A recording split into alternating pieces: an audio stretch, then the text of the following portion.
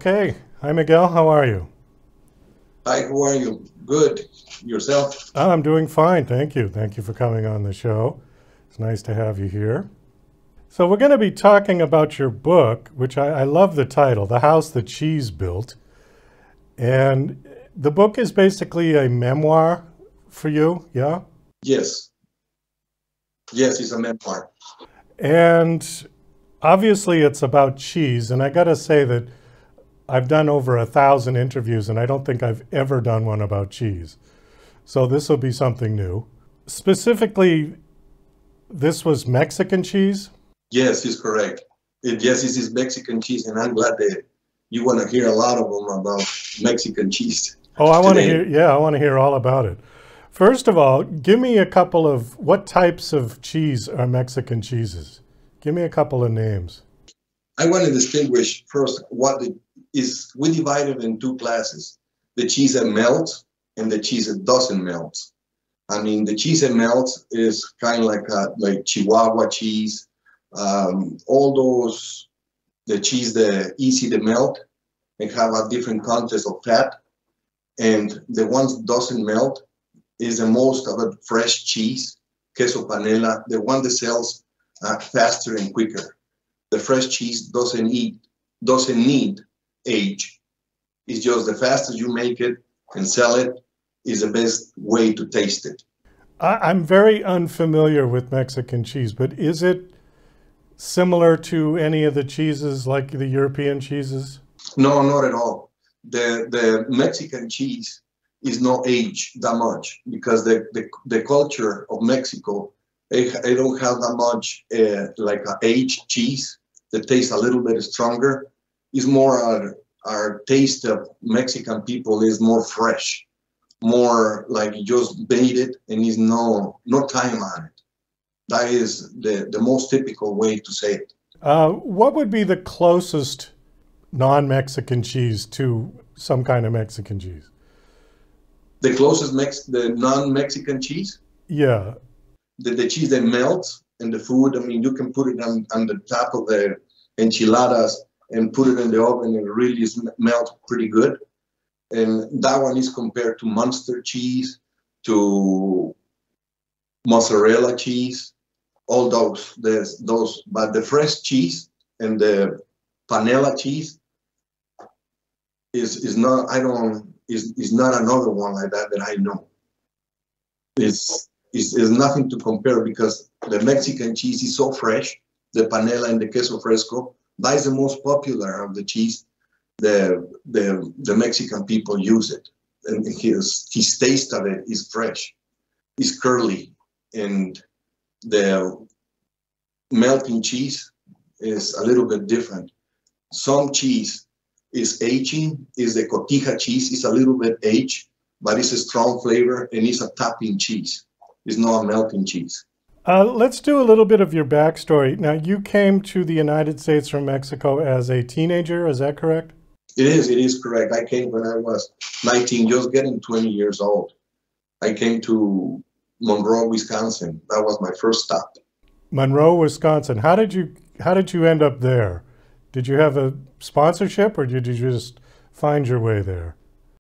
I was working in a cheese factory in Mexico too, and I have exchange. We have opportunity because I have a friend. They work with a company here in the United States, and give me the opportunity to exchange technology. I supposed to come to the United States to make Mexican cheese, and they will teach me how to make American cheese, and it's how we did it. This is how I ended up in Monroe, Wisconsin. And the state of Wisconsin is one of the biggest producer of cheese in the world. And I was in the right place and the right opportunity that life gave it to me. Okay, so this was a cheese exchange. That's how it started. Is Yeah, correct. okay, that's interesting. Okay, so you worked there and then at some point you branched out and started your own company, yeah? Yes, I started my own company. After a while, we win the contest with the Amish because the Amish, they don't believe in electricity and they need somebody to run the cheese. And I already happened. I learned in Klondike cheese how to make cheddar, and is how I win the contest when they give me the opportunity to start making cheddar cheese. And they sponsor me for the equipment because they cannot do it. His religion is that way, and they sponsor me to I start building my first factory, and I started producing cheddar, and then pretty soon start changing the whole thing to Mexican cheese, and see they make more money with Mexican cheese, and they was happy with that and gave me the opportunity to start in my own factory. Okay, how old were you when you decided to start your own? I was 29 years old to start going in my own. 29, okay. There's a talking point on your bio that I want to bring up, and I'm just going to read it. It says, the single factor that gets people to invest in you and your business. Because they believe in my tenacity, they believe in how I'm capable to do in the cheese business. I am well recognized in the cheese business, and I always try to get the goals that I planned to do in my life. And honesty is one thing. The people believe in me because I'm honest. I keep my word on it, where I want to do. And it takes a lot of courage because you need to have a lot of discipline in life to make your goals go through. It's how I believe that the people will know me. And I believe that the people will invest it and even taste my products that I like to develop new recipes all the time. Were the people that invested in your startup, they were familiar with you and they knew what you were capable of doing? Yes, the way nobody invested in me because I really got everything in my own. I got everything in working so hard with the people, with my customers. I believe in my customers when I started, and the people, they believe in me. It was the company Darlington Dairy Supply that gave me the support. They believe in the business. I put a good proposal, but I don't have any investment people to partner with me. I try to save the most I can. Nobody believed in me in the beginning because they didn't know me. I had to work my way through and be organized myself to start developing my ideas really working, showed up. And it took time for me to prove it. And that is a consistent of me to don't give up any idea. To everything, it works. And then people see it. And of course, people want to help me out. That was the first time the bank in Darlington, Wisconsin, support me with loan. And it's how I took the opportunity and go for it. I didn't spend money that I didn't have. I tried to save money. I didn't get in any kind of drinking problems. I didn't get in anything of take my mind away to concentrate and focus what I want to achieve. You sold the company for $50 million. How long did you work from the time you started it up to the time you sold it? How many years was that? Almost 30 years.